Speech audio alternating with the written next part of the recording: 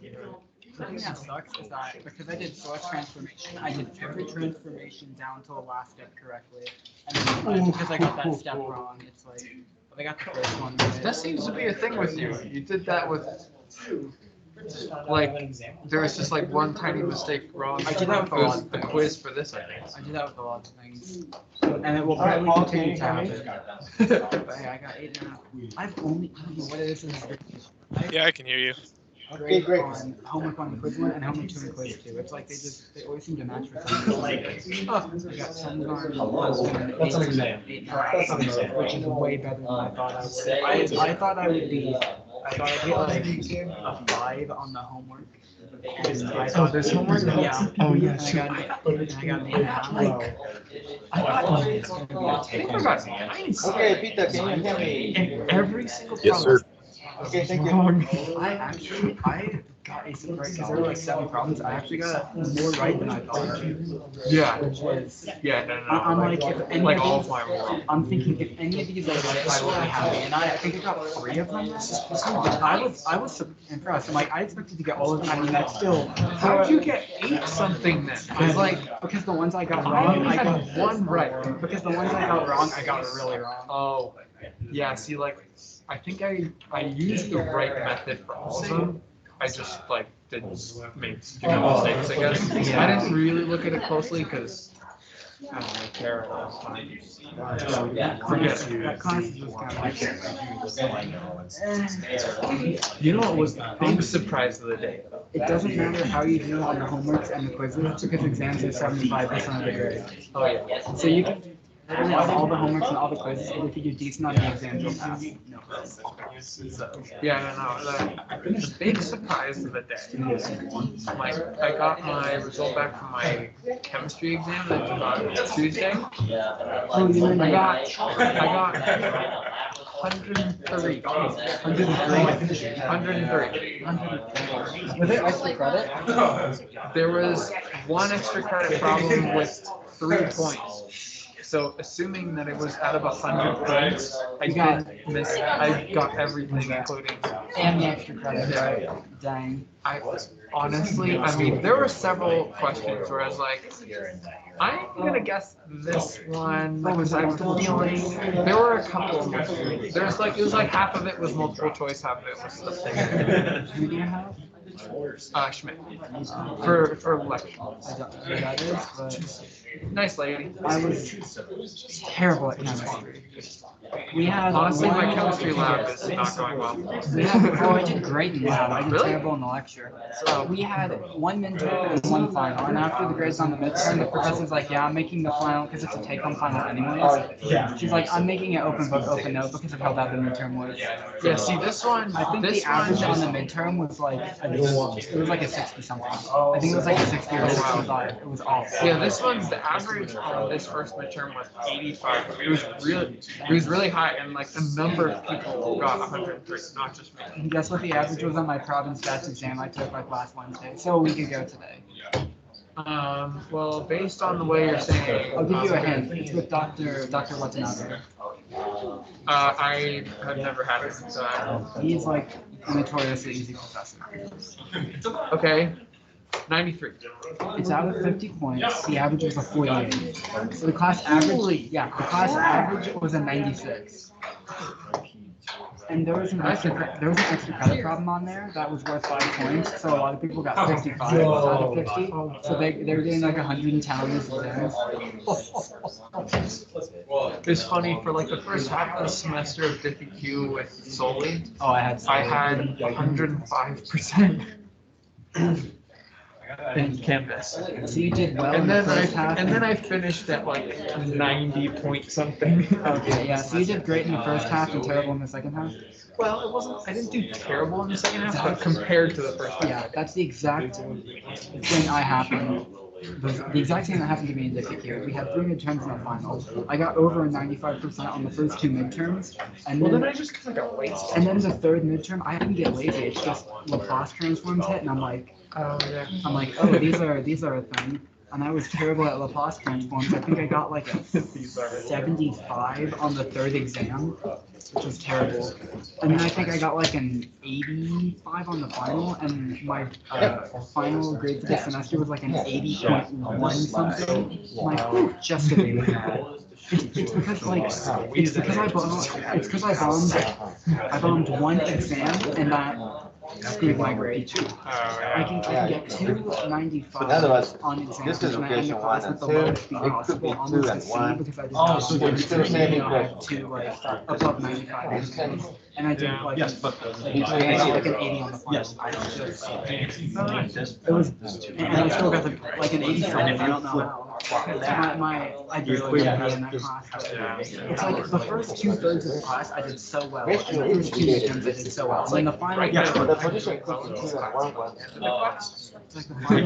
final midterm, I did terrible on the Laplace transform. If it's in the wrong direction, You see that A Classes are just like, But suppose you see that A you have in JPQ, you have 2 really good exam grades. See, how about we take this that is and one make it and all this is worthless? two, So and we then get based on that, you we have terrible previous on this. equations. Now suppose if you Although I've had a lot of people tell me, and I can verify this myself. it's essentially I saying was, did you have it last time? Yeah, you might have been in my class. But it was online. yeah, well then he made it like half online. I didn't actually end up going live in person. But So I think that was basically the way it ended up it's gonna be really close. Oh no, it's essentially Because I think I lost my place. something about Rolling. well, if you define it two I have and no one. idea. I did everything online. We learned I class see her one, messages. Yeah, but that the equation is applicable based on Yeah. the So every problem you I was solve. in the has 10th to She apply was it. pretty active in the chat. I was in the So 10th was I. Based on the in the chat, do you have someone called Applejuice? No. Okay, then you want to. There was someone whose name was Applejuice. I don't know why, but first name Apple, last name Juice. equation come with slightly And different every time I asked a question, he's like, "Yes, Apple, that is correct." So I'm gonna fix it. It was pretty funny, but Okay, let's get started. So I'm going to take in-class attendance. We got, looks like we got 4 people online. What's going on? Are you guys okay? I hope you're not sick or anything. Peter, why? Peter, you guys all right? Talk to them. Talk. Hello. Hello. Here I am. Yeah, you. Okay, I'm gonna take a in-class attendance. Don't worry about the paper, Zoe. I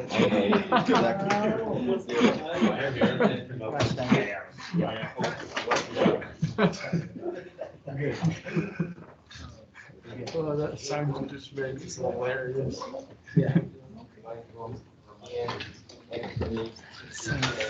Sorry about that. I'm not tripping, but that is.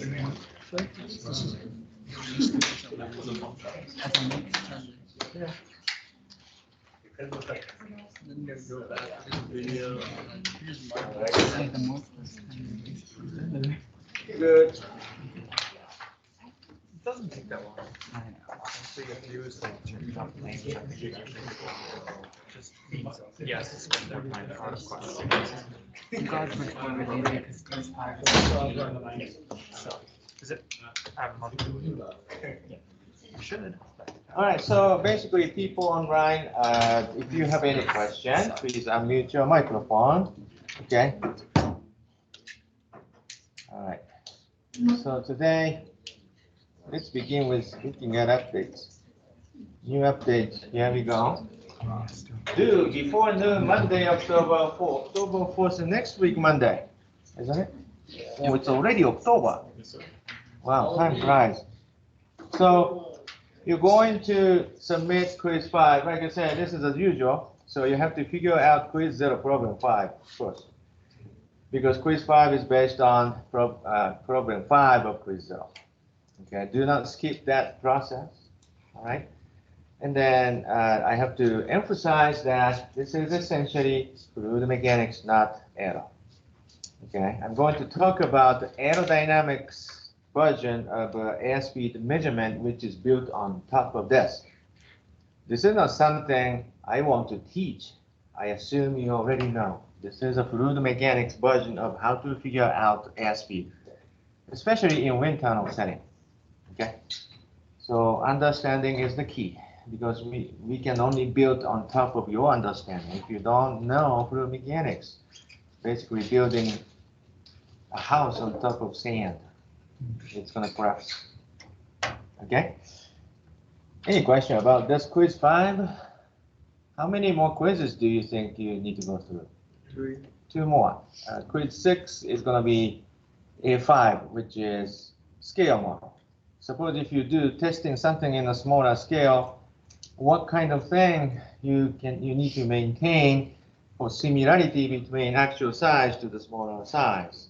Whatever you measure in smaller size, how do you use that data to predict the actual scale? That is called similitude model testing.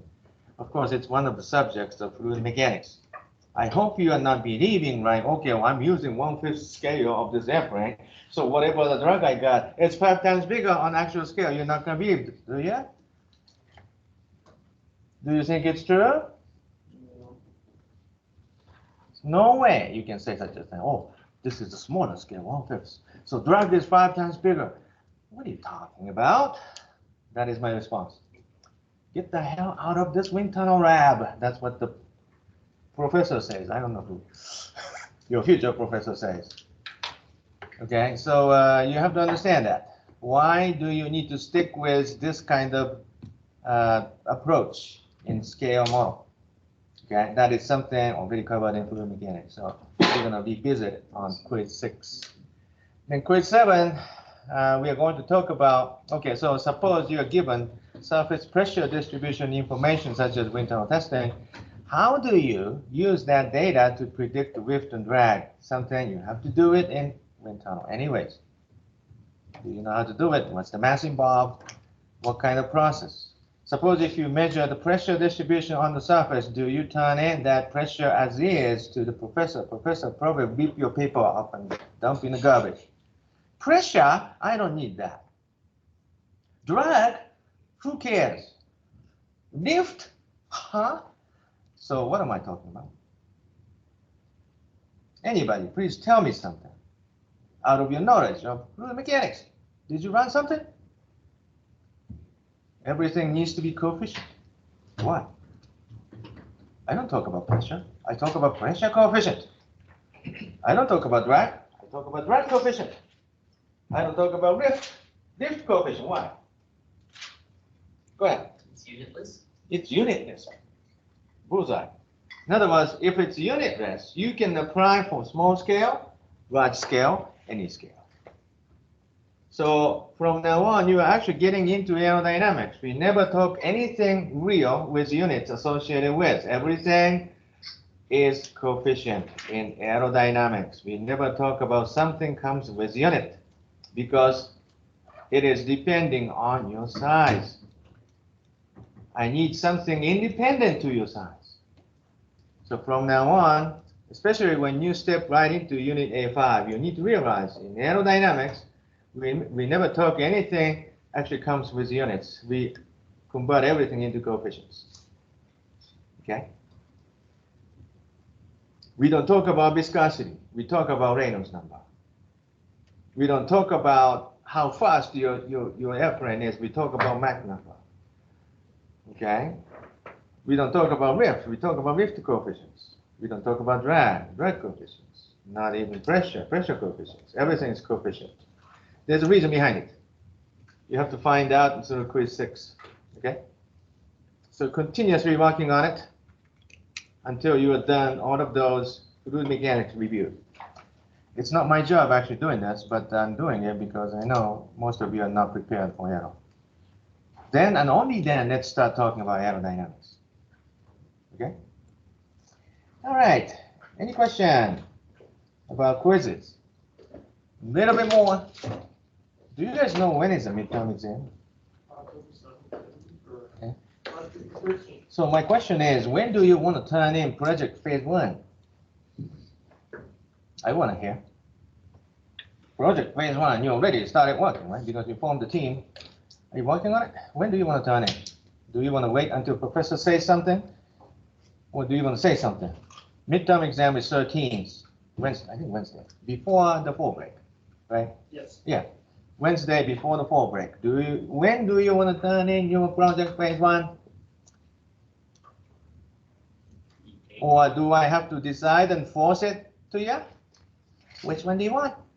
October 8th. October 8th, which day? It could be it's a October. weekend Friday. It's the Friday before the 13th. Friday before The 13th. the 17th. Friday the 13th. I mean, It's not bad. ideally, how fast can you grade them? Well, you don't worry about grading. I grade anything. I guess the question is, can you do the project? Don't worry about me grading, okay? I can grade it. We want to know if we did. Yeah. So what? So October 8th, Friday, noon, you want to turn in your project, phase one. Is that correct?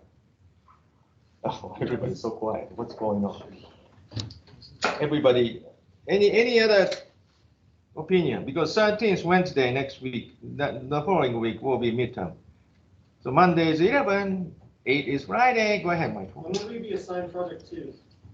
Project 2 is as I move on to project 2 timeframe. In other words, that comes after unit B3. That's a phase 2A. So we couldn't start that. You can delay it, really delay it before starting of phase 2A. Okay. If you purposely want to delay it, that means, hey, I want to start working on after the midterm one kind of thing. Midterm one is 13th, right? So, I'm not going to do anything until I finish midterm and then start working and give me 1 week to do kind of thing. That's fine too. Again, you have to think about it. It's your education. Okay? It's your education, of course, you have to do it anyways. And the question is how you do it.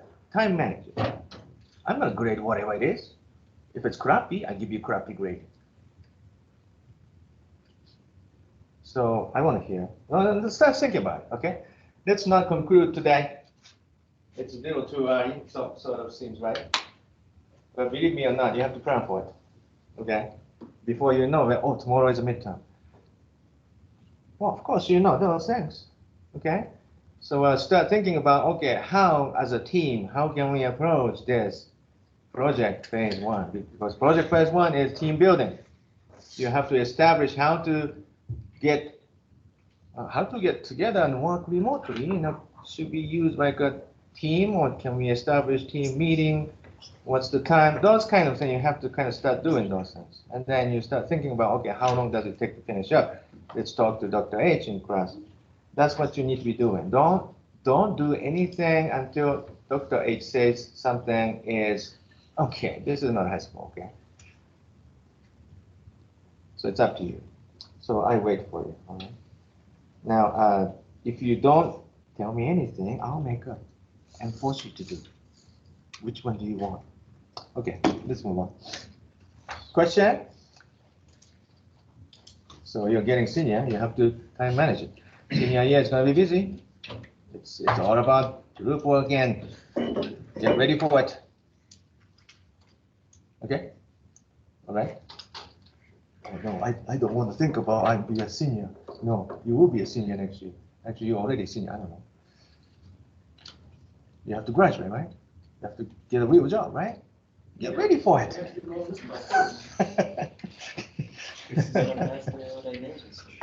Yeah, the dynamics. This is probably pretty close to the real job situation, in the future. Oh, I act like your future boss, Your future boss could be not this bad, So that means, that's good. I can face anything because I go through Dr. H's terrible class. I survived. Anyway, so let's finish up today. What are we going to finish up? We want equation of speed of sound. And then we sort of started from, okay, Reynolds transport to come up with control volume, and then let's make, this is non-moving sound wave, let's apply continuity, let's apply Euler's equation, let's combine those two. Well, we are getting so close, because now we know speed of sound is square root of compressibility. This is the compressibility. How much density change you can achieve with the massive pressure change. If you put air into the syringe and then push it really hard, in other words, pressure is increased in trying to push it, how much density change you can cause. That's called compressibility. Take a square root of it, that's called speed of sound. So in reality, speed of sound is how much you can compress your fluid, in this case air. Now speed of sound, of course, the typical value in standard sea level is 760 miles per hour, which seems to be really high speed, but it's not quite. You know, years ago when I was at Virginia Tech, you know, I was sitting on the third floor of the apartment and watching those kids doing basketball from my, you know, balcony. And then they do this, right? The bouncing sound coming to me with a significant delay of its motion. Bounce it and then bounce sound comes in. Bounce it and bounce sound comes in. Speed of sound of air is not that fast. You can actually sense it, sort of. Now, speed of sound is seawater is like I said, 3,000 miles per hour. If somebody drops something here, oh my goodness, you can instantly hear inside of the seawater. Sonar is very, very important device. So I guess that's how much you understand. Now you have to finish up this differentiation dp rho. That means you need a relationship between pressure and density. Now, so far, the only relationship you can have is between 2 points, all right? From here to here, pressure and density should be related. The only meaningful relationship I can think of is isentropic relations. So let's assume that the flow field is isentropic. That means you incorporate conservation of energy first. So you use that conservation mass, conservation linear momentum, conservation energy. All three conservation come together to come up with speed of sound equation. So let's move on. Okay. So obviously, isentropic assumption is something to begin with. So starting point, next page. So isentropic relationship between two locations, let's say. Obviously, you can apply isentropic relations. Between two locations, location 1 and 2, P2 over P1, P2 over P1, the ratio between the pressure, location 1 and 2, is equal to the ratio of the density, rho 2 over rho 1, to the power of gamma. Obviously, this gamma comes in, you already assumed one thing. Gamma is Cp over Cv, which is 1.4. In order for gamma to be 1.4, you have to assume this is calorically perfect ideal gas already. So this is assumption. Isentropic plus calorically perfect ideal gas.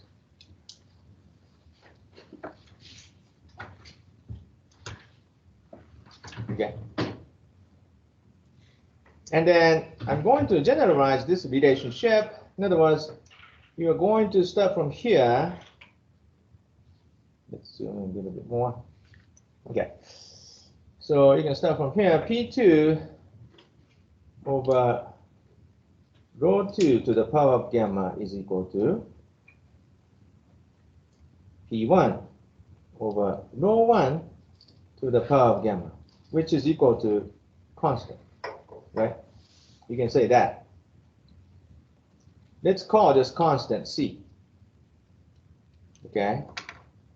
Or you can say P over rho to the power of gamma is equal to C. Have you ever heard of this from fluid mechanics? Yes. Typically, professor covers this relationship together with isothermal. Now, if the flow field is isothermal, if you take the ratio between pressure and density, it's a constant. Okay? If the temperature is constant, ratio of pressure and density will be constant. It's a simple deal. It's isothermal flow field. This is isentropic flow field. If you take the ratio of pressure and the density to the power of gamma, which is constant, this is isentropic flow field. Okay? Of course, this is coming from isentropic relations. Now, you can say also, pressure is, whatever the constant is, constant times density to the power of gamma also. Okay?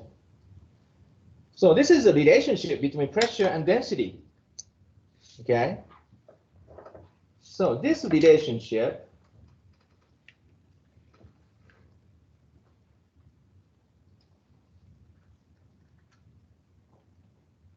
can lead you to the solution for dp d rho. Isn't that right? Right question? Just to make sure it's not density times rho. I mean. Density is what? No, yeah, it's not density times gamma, right? Density to the power of gamma. Which one? Power. I don't know. Power of gamma. Rho to the power of gamma. Okay. Look at that. Look at that. This power comes in here. This power comes in here. Okay. Okay. Okay. So dp d rho. If this is isentropic, okay. Well, of course you do this. D rho to the p. P is what? C times rho to the power of gamma. Can you do this differentiation? Go ahead, do it. Go ahead, differentiate. What's that? Can you differentiate this? Eh? C is a constant. You can have it say dp is equal to dc. Oh, differentiate this. It's a simple, like an ordinary differential. Isn't it just Oh. C times gamma plus 1 C times gamma to the P to the P, or gamma minus 1. is it P or rho? Rho, sorry. Sorry, rho. Rho, sorry. Right? C to the gamma times rho times power of gamma minus 1. So simple ordinary differential. Anybody can do it. And then, okay, you just plug in C equal to that. C is P over, okay, C is equal to P over rho to the power of gamma multiplied by gamma times rho to the power of gamma minus 1, right? Right? Keep that in mind. You can plug in C equal to P over rho to the power of gamma, right? Okay? This is simple math. I'm not doing anything special. Therefore, what is dp d rho if the flow is isentropic? Or you can simplify. This is going to be like what? P over rho to the power of gamma. Oh, okay. This is rho to the gamma minus 1. What do you get? Rho to the power of minus 1. What is that? 1 over rho, right? Okay. So this gamma still remains. So this is gamma times P over rho, isn't it? Isn't it? Yes. Okay. And also, P equal to rho RT. That means what is P over rho is RT. So, like I said, A is equal to square root of dp d rho if the flow is isentropic, right? That is square root gamma p over rho, which is p over rho is RT. This is the square root gamma RT. Here we go. Speed of sound equation.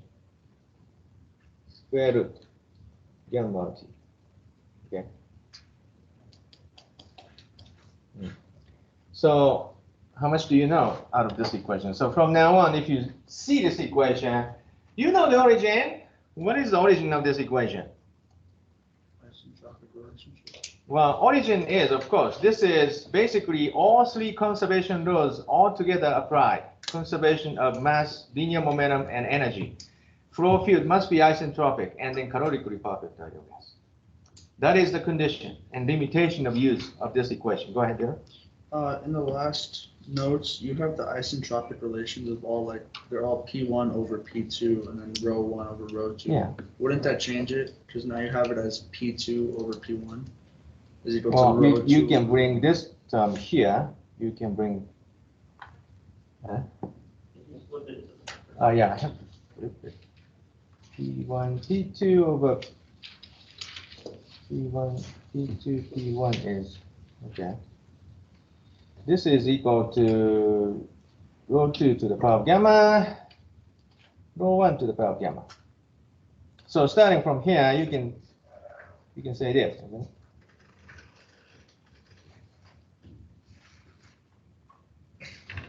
You scroll down.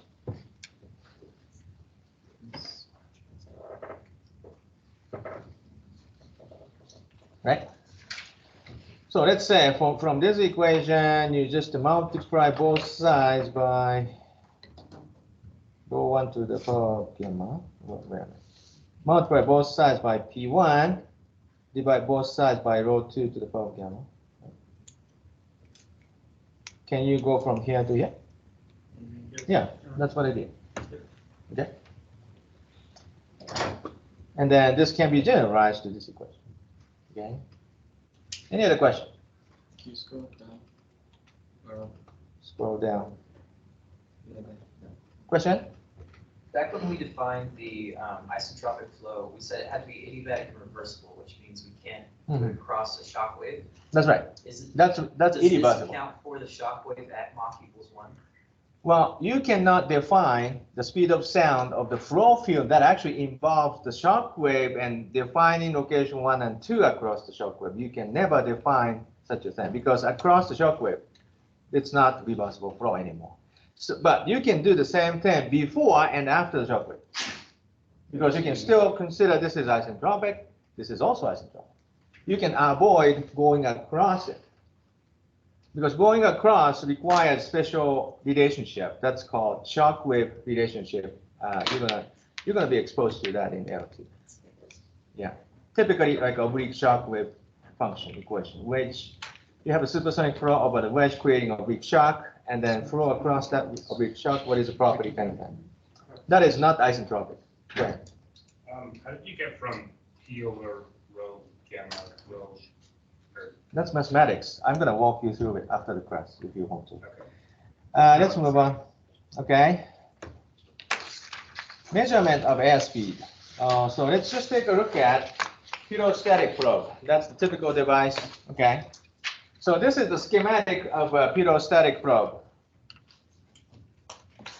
Pirostatic probe measures only one thing. What is it? The basics of fluid mechanics. pressure difference? Pressure difference between what and what pressure? The inside and the outside. Inside and outside of what? Static and dynamic. Static and dynamic. No, actually not right. I appreciate your wrong answer, but it's not right. Static and what? Total. That's right. So a pressure difference between total pressure and a static pressure, that's the only thing pirostatic probe can measure. That is the pressure difference between center tube and the side pole. Center tube measures the center tube creates the stagnation point, actually determines the total pressure at that point. Side pole, typically called static pole, senses the static pressure of the flow field. Those two pressure difference will be picked up by using pirostatic. This is nothing new, all right? Fluid mechanics should cover those. Have you ever seen the actual device? Yes. Let's take a look. Yes. I hope so. Okay, so let's just visit wind tunnel. So this is pirostatic probe. Well, you cannot really see it, but this is a tube, which consists of center tube, which goes through here. This is a center tube. Pipe is connected, well, this is a tube is connected to somewhere. And then there's a small tiny side hole. The side hole is connected to this tube. And then this one is going to be connected to somewhere. This one is going to be connected to somewhere else. Where? So you connected to this? Yes. So which side is the center tube and which side is the side pole? Center tube is the left. Which side? If you're sleepy, go ahead and try to answer the question. Rather than going to sleep. It's gonna answer. The center tube, the left tube, because that's the one that's gonna have the most pressure on it, and then. Which one is the high pressure? No, Huh? This side? no, it's the left side. Or this side? Left side. Or this side? Which one? That's the, You figure it out because this is a quiz. Cool, right? yeah. Yeah. Okay. So anyways, one side is high pressure, the other side is lower pressure. High pressure is, what kind of pressure is that? Total pressure. Total pressure is sensed where? In this, in the tube. In the tube. Which tube? Center tube, side pole. Center tube, side Center tube. tube. Center tube. Center tube? Okay. Yeah. And the lower pressure is which one? Side. Side pole. That's called static pole. What kind of pressure do you sense? Static. Static pressure. Yeah. And the center tube is total pressure. Right. So the difference can be picked up by inches of water. What do you mean by the inches of water? So those are the things you have to constantly think about. People may ask you those kind of questions. I want a perfect answer. Otherwise, I'm not convinced you really understand this thing. Right. Okay. So hopefully you continue working on it. Okay, I'm not going to give you a straight answer because this is quiz. And then this is nothing new. This is fluid mechanics. All right. So anyways, so this is the device. Okay. Inches of water. Why inches of water? Why water? Why not the feet? Why it's inches? Oh, anyways, those are the sorts of questions that you have to deal with. Anyways, and then do you remember the quiz 3? Oh, yeah. Do you? The YouTube with the car. Do you remember the quiz 3? Let's just take a look at solutions of quiz 3.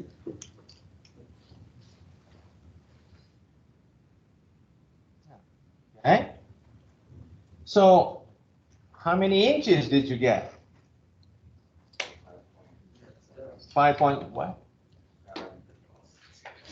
What's the liquid? Water. How many? What's the inches you got? Okay, 5.8. What's the miles per hour corresponding to?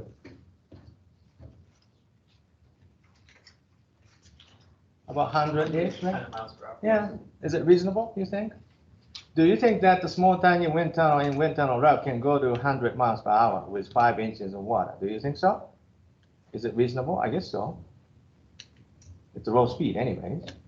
So this is the vertical height of water. Suppose, let's just for a moment, ignore this 1 inch of oil. Let's assume this is everything is water in YouTube manometer. Okay, let's assume for a moment. This is nothing but just a simple YouTube manometer. Put on the water in it. If it says 5 inches,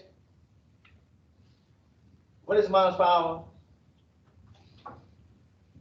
100-ish miles per hour. You know how to do it, right? That's what the device is doing. That device in wind tunnel. That's the inches of water of liquid column height. You can directly measure such a thing because somebody carefully designed the angle and liquid and scale and everything to fit this needs. How much vertical height of water rise? If it's 5 inches, 100-ish miles per hour. You know how to compute it from this quiz, do you? Yes. That's exactly that device is all about. Okay? If you still don't understand it, talk to me. Okay? I hope you understand it. It is the meaning of inches of water. Dynamic pressure head produced in wind tunnel testing. You can predict how fast you can go. Now, there's one information which is absolutely necessary to convert inches of water into miles per hour. What kind of information do you need?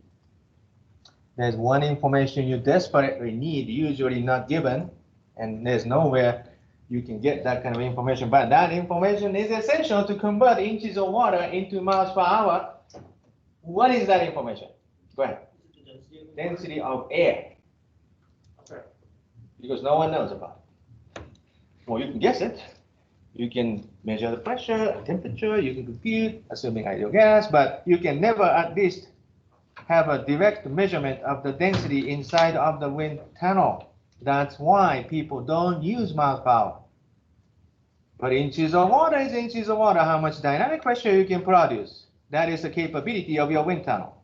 But it doesn't guarantee this much miles per hour because it depends on the density of air inside of the wind tunnel. Does it make sense now? Yeah. That's why people don't use miles per hour in wind tunnel. It depends on the density. If you move that wind tunnel to the sea level location, Phoenix, it is going to produce different miles per hour. Even though you produce the same inches of water, miles per hour is different. It depends on the location air density. And day. Today is a dense day, or today is a less dense, I don't know. So It does that go depends. back to like the same thing with coefficient of drag, where it's the same, you get a scalable number, Yeah. inches of water? Yeah. Like coefficient of drag would be a scalable number? Coefficient drag is normalized based on the Q. Okay, Yeah. Q also involves the density. okay. So coefficient is already normalized. It doesn't have any units. Right. But inches of water comes with units. Yeah. Yeah. And then inches of water is inches of water. It's a capability of wind tunnel. However, there's no guarantee to produce the same amount of miles per hour. Miles per hour depends on the density. It depends on today's a winter, today's a summer, how much altitude, temperature, lots of things. Go ahead. Yeah, so based on that YouTube manometer and stuff, then that means YouTube, if it's what stuff? the Don't wind use tunnel- that kind of word, stuff. Sorry. Okay, what is it? The quiz 3, Quiz the 3. wind tunnel. Yeah. Based on that height of water, so if the water was at level with the oil, assuming the oil is water itself. Did I say just temporarily forget about oil? Yeah, I'm not talking forget about about the oil. Yeah. Well, if it was at level, then it would be at 0 inches of water. Yeah, that means wind tunnel is not moving. It's not moving. Okay. That's right. Dynamic pressure is up. You can determine such a thing using manometer, yeah. And it happened to be this kind of slanted manometer because you want to maximize the resolution of your reading. You want to have a more accurate resolution. That's why it's inclined YouTube. Okay. So again, those are important things. Okay. So please don't team up with anybody who doesn't know any of those. Okay, and this is seriously speaking aerospace engineering majors. You've got to understand those. Otherwise, I'm going to prohibit you walking into the wind tunnel and touch those equipments. Okay, it's a waste of time if you don't know those things. Okay, let's move on. We are going to go back to the discussion once again to the speed of sound and then measurement of airspeed. So we are going to move on and picking up raw speed, airspeed measurement. That is, if this is less than 0.3 Mach number raw speed, typically raw speed wind tunnel is less than 0.3 Mach number. So what is the equation? You're going to pick it up and then apply and then solve for the airspeed. Obviously, there are limits. Yeah, because this is raw speed, temperature information is usually not provided. And then you can never get that kind of information anyways. So the only information you can get is pressure. Pressure can be measured fairly precisely using manometers. I mean, pitot-static tube actually pick up the pressure difference between center tube and the side pole. Now, side pole senses the static pressure means really far away free stream, which is essentially what is the static pressure anyway, sensed here. In wind tunnel, what is the static pressure sensed here? In terms of gauge, what is the static pressure sensed here? In terms of gauge in the low speed wind tunnel, what kind of pressure sensed here? Gauge pressure. So in terms of gauge, what's the value? 0.7. Do you guys understand the concept? Oh, sorry, 0. No. It's minus Q. Minus Q. What is the pressure here in terms of gauge? Now it's 0. Now it's 0. Did you go through the quiz 3?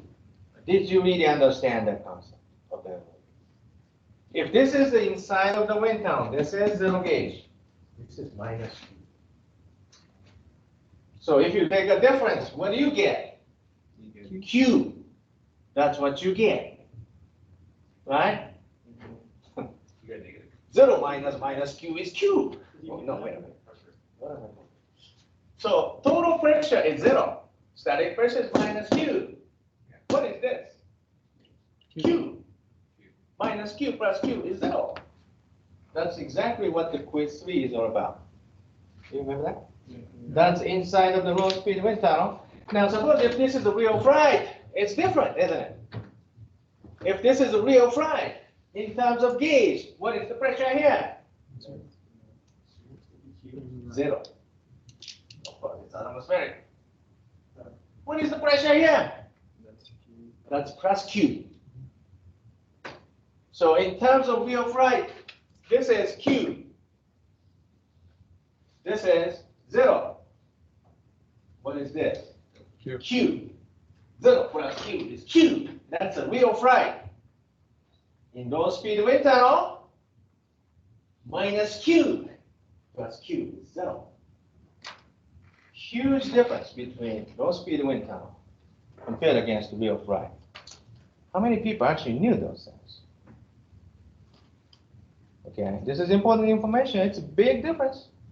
Whenever you use wind tunnel, you need to realize I'm dealing with vacuum pressure environment inside of the test section. It's not the real thing. It's created, simulated environment. That's what the blowdown, low speed wind tunnel is all about. So that's why people desire to build closed circuit. Right? Closed circuit represent the real thing. This is Q, this is 0. Okay. So get that concept. It's going to make a life change. You're paying, how much money are you paying here? I mean, this is the information you need to get. If you keep missing those information, money is wasted. Sorry for that. Okay. So having said that, you know this equation. Do I have to derive it? Do I have to derive it? No. You can get it from here instantly. Because what I want is B infinity. Right? Yeah, Bernoulli's equation. Boom, that's it. This is air speed. Okay? Low speed. Now, important thing is, blowdown type low speed wind tunnel versus actual flight are totally different. One is minus Q and 0 in terms of gauge. One is 0 and Q in terms of gauge. So wind tunnel, every time when you turn on the fan, you intentionally create a vacuum of that section. Anyways, we talked about that a million times. I'm not going to repeat it anymore. If you don't get it, you don't get it. Anyways, so this is the equation of airspeed based on, of course, Bernoulli's equation. You knew it. I don't have to cover that. This is fluid mechanics version of airspeed measurement equation. Of course, you know that, do you? Again, if you need help, talk to me. All right. I'm not willing to cover any fluids in aero class from now on. You're going to see less and less fluid mechanics stuff as I move toward aero. Okay. So next page. So let's talk about aero. Aero is basically a little bit more specific. In other words, of course, we are going to apply Bernoulli's equation, come up with airspeed equation, but the airspeed need to be interpreted in proper way. Big question mark is, like I said, air density. Okay. Air density is a big question mark because usually you can never directly measure air density. Density is non-measurable quantity. You can only compute from other things. If you are given pressure, pressure can be measured. You can have a pressure sensor on airplane. Static port is typically senses static pressure, right? Static pressure is P infinity. So P infinity is typically airplane has a capability to measure that. It's a static port. Senses the static pressure, which is atmospheric pressure, 0 gauge. But it depends on altitude. That 0 gauge value is going to be different value of PSI or PSF. Okay? If it's standard sea level, 14.7 PSI. If it's 5,000 feet altitude, 12.28 PSI. If you go for higher altitude, it's going to be a different value. Even though standard day, it's going to be a different value. And we never know today's a standard day. Do you think today's a standard day? I'm not sure. So airplane need to have a capability of keep sensing the pressure. So this is measurable quantity. Now, one of the tough one is the temperature. So think about that. Your airplane is constantly moving in air. Then you want to, okay, what is the temperature right now? Temperature of where? Because you keep moving, right? Assuming temperature doesn't change as you move. Well, then you can possibly measure that, but how can I tell? Because I can hit the hot spot. All of a sudden, temperature is different. You keep moving. So this is questionable. Obviously, airplane usually have on board the temperature sensors, but there's no guarantee this is the temperature of wherever you are. But those two information is required to get the actual density of your flight altitude. This is tough to get. So in reality, airplane can never determine the true airspeed by itself. Shocking, isn't it? Airplane has no capability to determine actual flight speed. It's impossible to measure. Pilots don't admit it. But engineers, you really need to understand why it cannot be measured or determined in actual sense, or exact sense, I should say. But the pilot wants to know, okay, well, what is my true airspeed right now? That requires density information. So instead, airplane usually come with this value. This is called equivalent airspeed.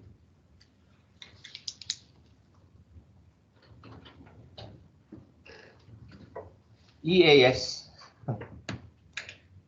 So this is, okay, 5 more minutes. I changed the amount to much more softer. So next subject I want to talk about is, so how airplane, okay, try to sort of sense based on the Bernoulli's equation. There's only one thing you can sense from the airplane standpoint. Airplane can sense the pressure difference between center tube and side pole. That's called the dynamic pressure. So you can determine dynamic pressure as you fly. Using that information, how can I accurately determine your airspeed? It is not easy. So you have to go through the stages of processes to get the true airspeed. We're going to talk about that. That is aerodynamics. Okay. Now, in order to talk about that, you have to completely master where does that equation come from to begin with. This is coming from fluid mechanics. Bernoulli's equation, of course, flow speed. Okay, so this one, Wednesday. So next class on Friday. I can, of course, discuss about it, but I urge you, all right, go back to all the quizzes you did so far. Make sure you really understand the basic concept from fluid mechanics. If you did a poor job on any quiz in the past, fix it, redo it. Make sure you understand completely. Then and only then, let's talk about error. If you don't do such a thing, I'm not interested in teaching about it, because you don't get it anyway. Did you get that? Yes. Please go back and fix all the quizzes. Revisit. If you did poorly, do it again. Solution is positive. Okay? Because those are all fluid mechanics. I'm not interested in teaching error if you don't understand fluids. Okay? So see you guys back on Friday. We're going to come back to this.